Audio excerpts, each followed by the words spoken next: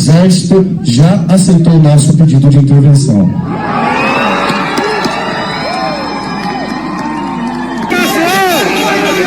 Foi confirmada a fraude!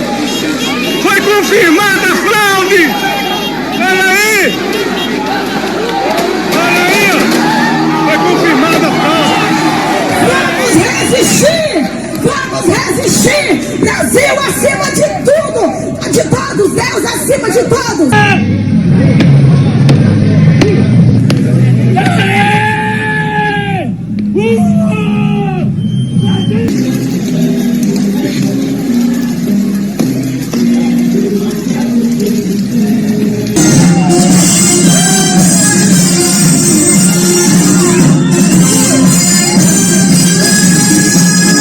O povo não vai recuar não, porra!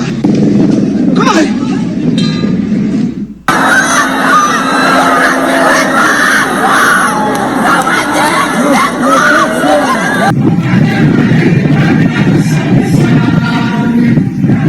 Desculpa a galera começar o dia rindo, mas nada como começar uma semana rindo. Segunda-feira começar rindo é bom demais. Minha amiga, meu amigo, o bolsonarismo pira cada vez mais. E veja, o verbo pirar existe, né? Já foi dicionarizado no Brasil, segundo o OAS. O fato é que Bolsonaro acredita que o Paulo Gonet vai livrar sua cara. Veja bem, ele diz que o Paulo Gonet vai salvá-lo. O que Jair Bolsonaro tem dito sobre o PGR, Paulo Gonet, demonstra toda a loucura que você vai ver a seguir, que é muito pior do que isso.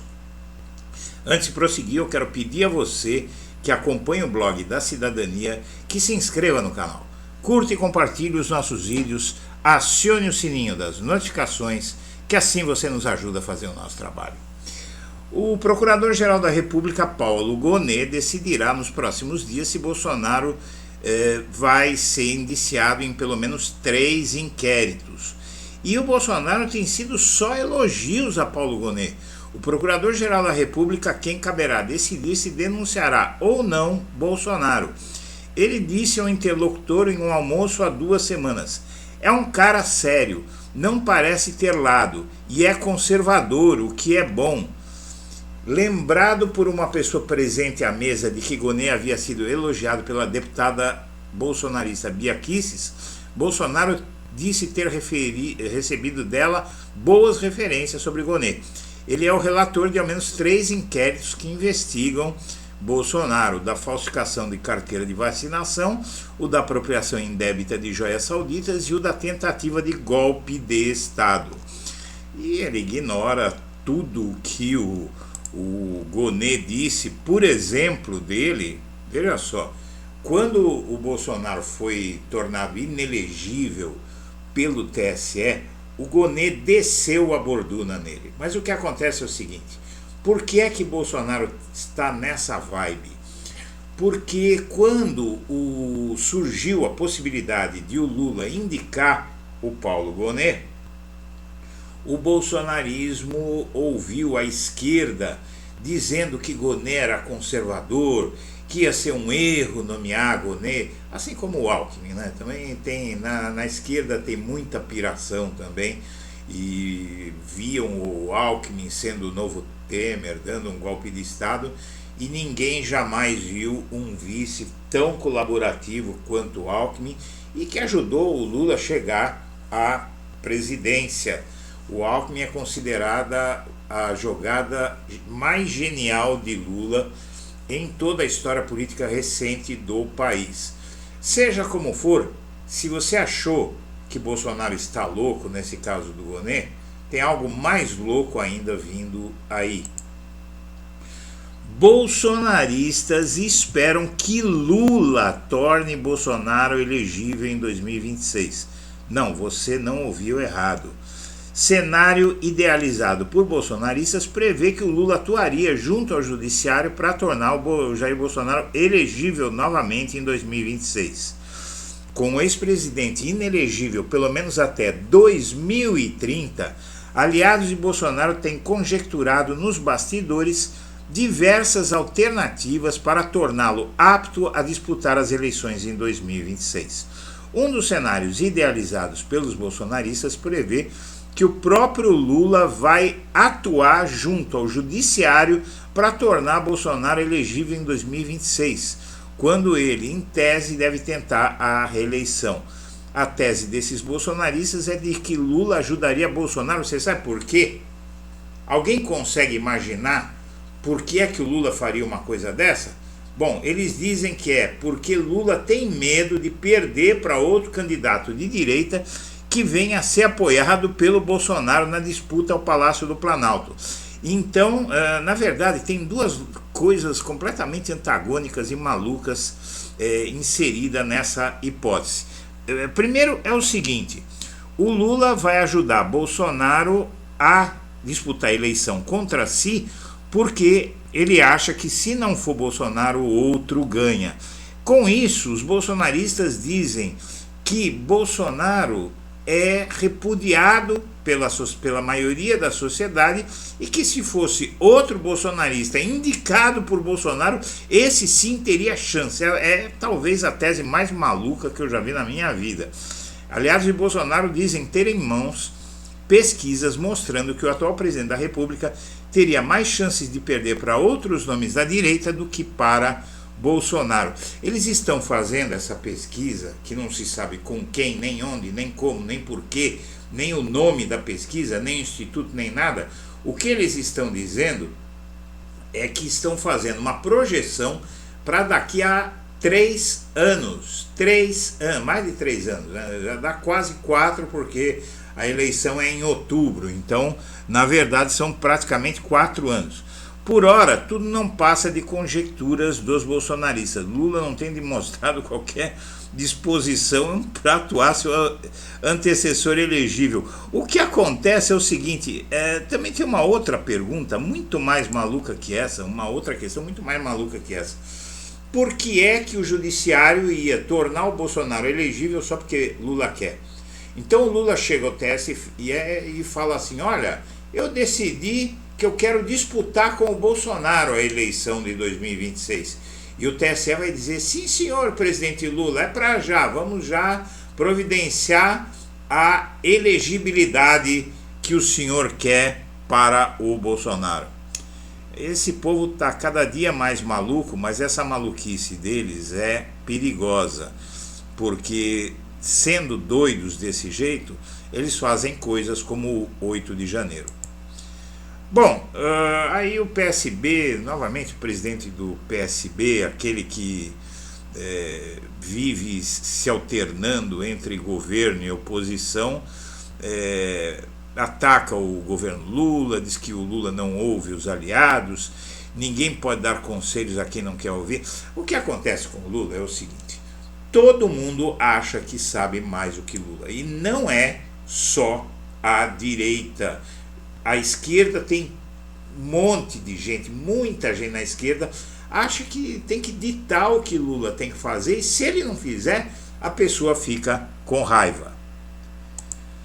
Bom, sob fogo cruzado, Tarcísio e o Lula estão disputando o agronegócio, e na verdade, o Lula, na verdade, o estilo dele fica muito mais conhecido. O estilo do Lula é o estilo pragmático. Ele sabe que essa guerra não interessa para a esquerda e que pode recolocar a extrema-direita no poder. Se nós tivéssemos qualquer outro na presidência que não fosse o Lula, dando murros na mesa, ia haver um golpe de Estado no país. A sorte é que a gente elegeu o Lula. Duro desafio: 11 governadores já disputaram o Planalto, mas só um foi eleito. Essa matéria ela serve para o Tarcísio de Freitas, o governador de São Paulo. Eis aí o único governador que já foi eleito presidente da República. Outros 11 falharam, foi o Collor, não é? O Fernando Collor de Mello conseguiu porque era uma novidade em 1989 e tal, e acabou virando presidente. Depois dele, nenhum governador conseguiu chegar lá. Filiação de jovens a partidos políticos segue caindo, mas não no PT e no PL. A polarização entre esses dois partidos está trazendo jovens de 16 a 24 anos. O partido de Lula divide o campo da esquerda com o PSOL, que lidera entre todas as legendas pela primeira vez. Então, PSOL, PT e PL. O PSOL realmente é um partido que ele sempre atraiu muitos jovens e com isso protagonizou junho de 2013, ninguém pode esquecer. Os petistas querem gesto de Lula a favor da cassação de Sérgio Moro. O que acontece? O PT, os petistas, eles estão criticando o Lula porque o Lula não está se esforçando para que o Moro seja cassado. E o fato é que Lula tem uma tese que mostra o quanto esse homem é pragmático e quanto ele deve do seu sucesso a esse pragmatismo.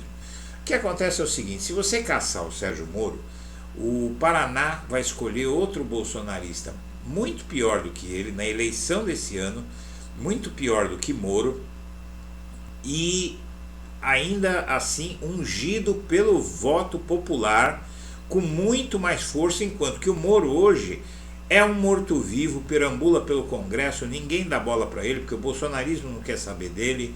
Veja que o PL está pedindo a cassação dele, o Bolsonaro quer distância dele. Então o Sérgio Moro perambulando lá no Congresso é útil.